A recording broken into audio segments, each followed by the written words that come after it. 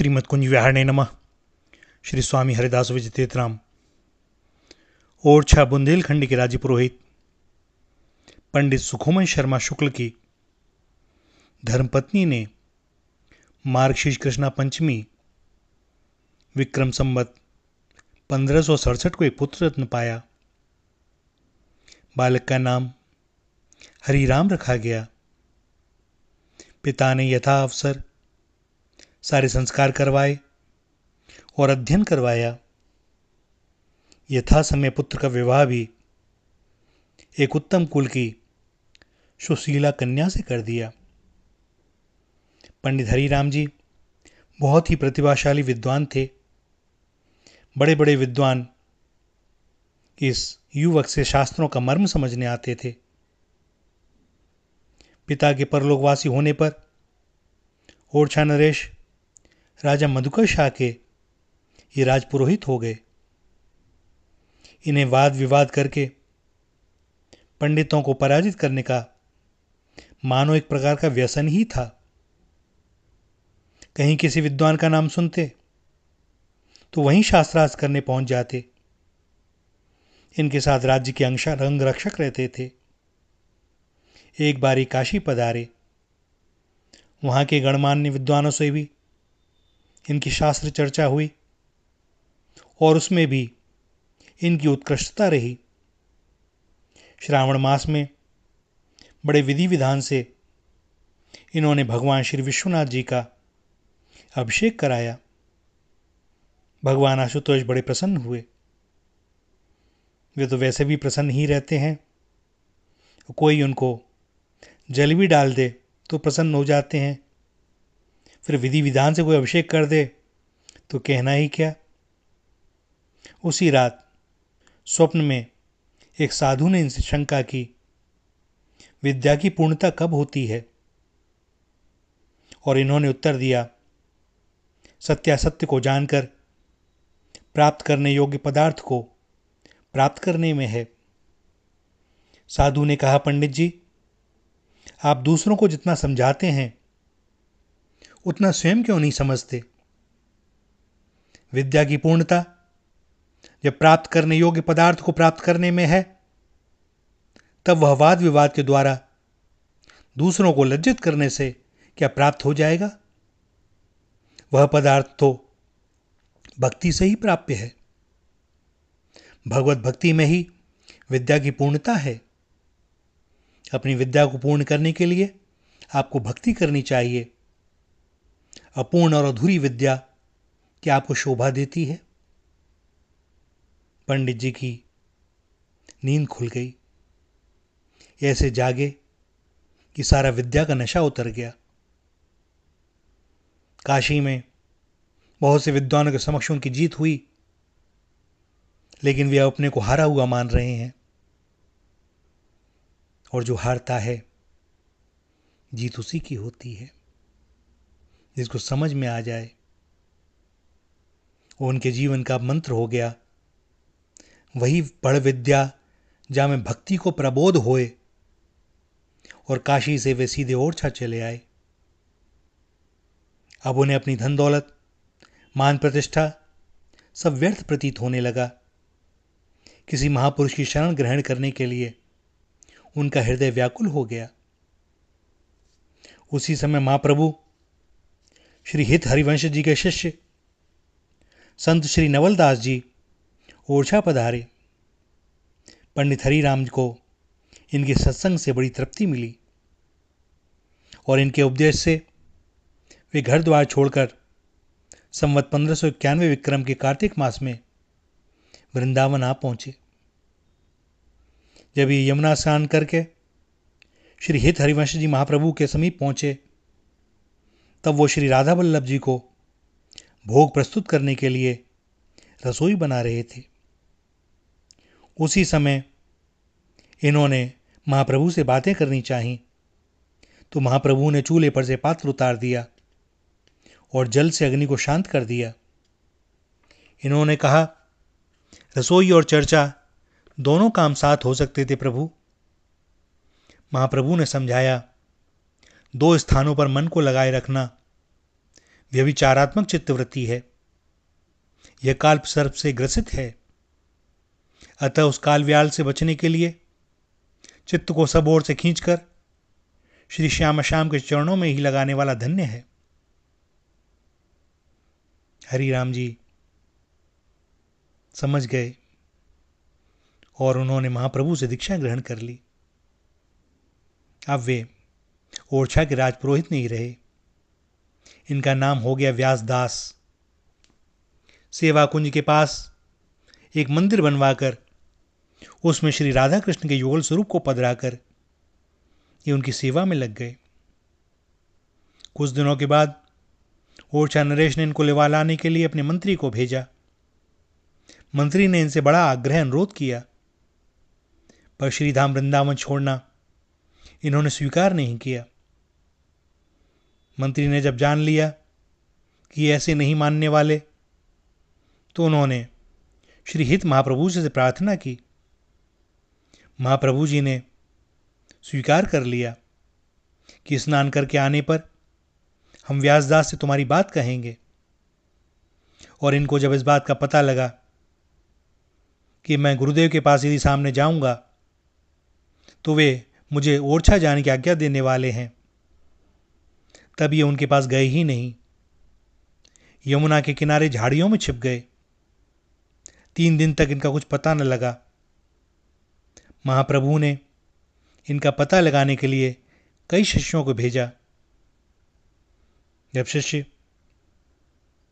यमुना तट पर पुकार करने लगे, तब ये झाड़ियों में से निकले और देर तक यमुना स्नान करते रहे। फिर बहुत सारा कोयला घिसकर अपने मुख पर पोत लिया और एक गधा साथ कर लिया। पूछने पर बोले, जिनकी शरण में आकर मैंने श्रीधाम वृंदावन का निवास पाया, वे ही मुझे यहां से बाहर जाने की आज्ञा देने वाले हैं। उनकी आज्ञा से इस दिव्य धाम से मुंह काला करके गधे पर बैठकर मुझे नरक रूप संसार में विवशता जाना पड़ेगा। उस समय कोयला और गधा कदाचित ना मिले, इसलिए मैंने अभी से इन्हें अपने साथ कर लिया है। यह समाचार महाप्रभु तक शिष्यों ने पहुंचाया तो महाप्रभु बोले, मैं उस बड़भागी से वृंदावन छोड़ने के विषय में एक शब्द भी नहीं कहूंगा। व्यर्थ ही मैंने उसके भक्त हृदय को क्लेश दे दिया। गुरुदेव की यह बात जब इन तक पहुंची तो व्यासदास जी दौड़ कर आए, सदगुरुदेव के श्री चरणों में प्रणाम किया और महाप्रभु ने इनको उठाकर हृदय से लगा लिया। मंत्री का आग्रह था ही, उसने इनके साथ अपने आदमी कर दिए जिससे ये कहीं छिप ना जाए। दूसरे दिन भगवान का भोग लगने के पश्चात भक्तों की पंगत बैठी। जब भक्त प्रसाद पाकर उठ गए, तब अपने नित्य के नियम के अनुसार व्यासदास जी ने सभी भक्तों की पत्तलों में से उठाकर जूठन सीथ ग्रहण किया। यह सब देखकर मंत्री ने समझ लिया कि ये आचार से गिर गए हैं, अब ये राजपुरोहित होने योग्य नहीं रहे। मंत्री की इनमें अश्रद्धा हो गई। मंत्री ने इनसे महाराज के नाम पत्र ले लिया और वापस चले गए। मंत्री ने ओरछे जाकर राजा मधुकर शाह को पत्र दिया और बताया कि राजपुरोहित अब सबका जूठा खाने लगे हैं, वे अब यहां लाने योग्य नहीं हैं। किंतु राजा मधुकर शाह भगवत भक्त थे। उनके ऊपर दूसरा ही प्रभाव पड़ा इस बात का। वे विचार करने लगे कि अब मेरे राजपुरोहित वास्तव में सच्चे महापुरुष हो गए हैं। यदि वे एक दिन को भी यहां आ जाएं तो ये राज्य और राजमहल धन्य हो जाएगा। अतः अब स्वयं राजा मधुकर शाह व्यास जी को मनाने वृंदावन पहुंचे। राजा मधुकर शाह ने वृंदावन आकर व्यासदास जी से आग्रह प्रारंभ किया, अधिक नहीं तो एक दिन के लिए सही आप ओरछे एक बार अवश्य पधारें। व्यासदास जी ने टालने लगे। कभी कोई फूल बंगला दर्शन करने को कहते, कभी कोई उत्सव। महाराज के आग्रह से संत भी इनसे कहने लगे कि एक दिन के लिए जाने में क्या हानि है। किंतु इन्होंने तो वृंदावन से बाहर न जाने का नियम बना लिया था। अंत में राजा ने अपने कर्मचारियों को बलपूर्वक इनको पालकी में बैठाकर ले चलने के लिए कहा। तब इंद्र ये बोले कि जब चलना ही है तब मुझे अपने भाई बंधुओं से मिल लेने दो। और मधुकर शाह की अनुमति पर ये श्रीधाम वृंदावन की एक एक कदम और तमाल से भुजा फैलाकर मिलने लगे। देर तक उन लता पताओं से वृक्षों से चिपटे रहते, फूट फूट कर रो रहे थे। एक से हटने पर दूसरे से जा चिपटते थे, कहते थे तुम ही मेरे सर्वस्व हो, तुम ही मेरे पुरुषार्थ हो, क्यों मुझ पर दया नहीं करते, क्यों मुझ दीन को छोड़ रहे हो, मुझसे ऐसा कौन सा अपराध बन गया है, मैं तो आपको छोड़कर नहीं जा सकता। राजा मधुकर शाह का हृदय व्यासदास के लिए दुखी हो गया। वे किसी प्रकार एक बार इन्हें ओरछा ले जाना चाहते थे, किंतु यह सब देखकर निराश होकर वे भी रो पड़े। हाथ जोड़कर इनके चरणों पर सिर रखकर क्षमा मांगते हुए बोले, आपने मेरे दुराग्रह के कारण बहुत कष्ट उठाया, आपके हृदय को स्वार्थवश मैंने बहुत व्यथा दी है, फिर भी आपने मेरे को कठोर वचन नहीं कहे, मेरे स्नेह को नहीं तोड़ा। आपसे प्रार्थना है कि मेरे अपराध को क्षमा कर दें, मैं अब और हट नहीं करूंगा। आपकी जिसमें प्रसन्नता हो आप वही करें, मुझे अपना अनुचर जानकर उपदेश दें। व्यासदास जी ने राजा मधुकर शाह को भगवत भक्ति और संत सेवा का उपदेश किया। अब गुरु की आज्ञा से राजा मधुकर शाह वापस ओरछा लौट गए। राजपुरोहितानी ने जब देखा कि मेरे पतिदेव राजा के जाने पर भी नहीं लौटे, तब वे स्वयं वृंदावन पुत्रों के साथ आ पहुंची। व्यासदास जी ने पूरी उदासीनता दिखलाई। उन्हें भला अब स्त्री पुत्र से क्या मोह, क्या प्रयोजन। लोगों ने सिफारिश की तो उन्होंने कहा, जो नारी परमार्थ में न लगी हो उसे अपने पास रखना यम के पाश में अपने गले को फंसा लेना है। पतिव्रता स्त्री पतिदेव के चरणों में गिर गई और जैसे पतिदेव आज्ञा करें वैसे ही उन्होंने रहना स्वीकार किया। व्यासदास जी ने दीक्षा देकर उनका नाम वैष्णव दासी रख दिया और संतों की सेवा में लगे रहने का उपदेश किया। माता ने अपने पुत्रों को भी पास रखने की अनुमति चाही। बहुत आग्रह करने पर उनकी प्रार्थना स्वीकार हुई, पर अपने पुत्रों को दीक्षा व्यासदास जी ने नहीं दी। उनमें से एक पुत्र ने एक दिन संत स्वामी श्री हरिदास जी की प्रशंसा की तो ये उस पर बड़े प्रसन्न हुए और उन्होंने स्वामी जी से दीक्षा लेने की आज्ञा दी। वे चतुर युगल किशोर दास के नाम से प्रसिद्ध हुए। संतों में इनका बड़ा अनुराग था। वृंदावन छोड़कर ये कहीं गए नहीं। इनके भावपूर्ण पद भावों से भरे पड़े हैं। व्यासदास जी भगवान के तथा भगवत भक्तों के तथा भगवत प्रसाद के अनन्य भक्त थे। एक बार रास के समय श्री राधा रानी के चरणों का नूपुर टूट गया। तब इन्होंने अपना यज्ञोपवीत तोड़कर उसे गूंथ दिया। लोगों ने पूछा, आपने यह क्या किया? तो व्यासदास जी ने उत्तर दिया, आज तक मैं इसका भार ढोता आया था, आज इसका होना सफल हो गया। ये बड़े सहनशील थे। एक बार एक संत इनकी परीक्षा करने आए और बोले, मुझे बड़ी भूख लगी है, शीघ्र भोजन कराओ। इन्होंने कहा, आप विराजें प्रभु, थोड़ी देर में प्रभु को राजभोग लगेगा, तब भगवत प्रसाद आप पा लेना। भोग लगे बिना आप भोजन कैसे करेंगे? इतना सुनना था कि संत ने गालियां देना आरंभ कर दिया। ये चुपचाप सुनते रहे। श्रद्धालुओं में से कुछ को बड़ा बुरा लगा। वे संत को टोकने लगे, किंतु इन्होंने हाथ जोड़कर उन्हें मना कर दिया। और जब भगवान का भोग लग गया तब प्रसाद का थाल लाकर संत के सामने रखकर नम्रता से बोले, प्रभु आप पहले प्रसाद पा लें, जो कुछ गालियां शेष रह गई हों प्रसाद पाने के उपरांत उन्हें दे देना। वह संत प्रसाद पाने बैठे और ये पंखा लेकर उनको हवा करने लगे। प्रसाद पाकर जूठी थाली संत ने इनके सिर पर दे मारी। ये सब जूठन समूह बटोर कर पाने लगे। यह देखकर वह संत इनके चरणों पर गिर गए और बोले, आपके धैर्य और साधु सेवा को धन्य है। श्री ठाकुर जी को एक बार ओरछे से आई रत्न जड़ित वंशी धारण कराने लगे तो वंशी मोटी होने से प्रभु की उंगली किंचित छिल गई। इन्हें बड़ा दुख हुआ। वंशी मंदिर में रखकर जब ये बाहर आए तब श्याम सुंदर ने स्वयं वंशी धारण कर ली। इसी प्रकार किसी की भेजी जरकसी पाग ये ठाकुर जी को बांध रहे थे, पर बहुत प्रयत्न करने पर भी मन के अनुकूल पाग बंध नहीं पा रही थी। तब ये बोले, मेरी बांधी हुई पाग तुम्हें पसंद नहीं आती तो अब स्वयं ही बांध लेना। और पगड़ी को ठाकुर जी के चरणों में रखकर ये मंदिर से बाहर आ गए। कुछ देर बाद ठाकुर जी ने स्वयं पगड़ी बांध ली।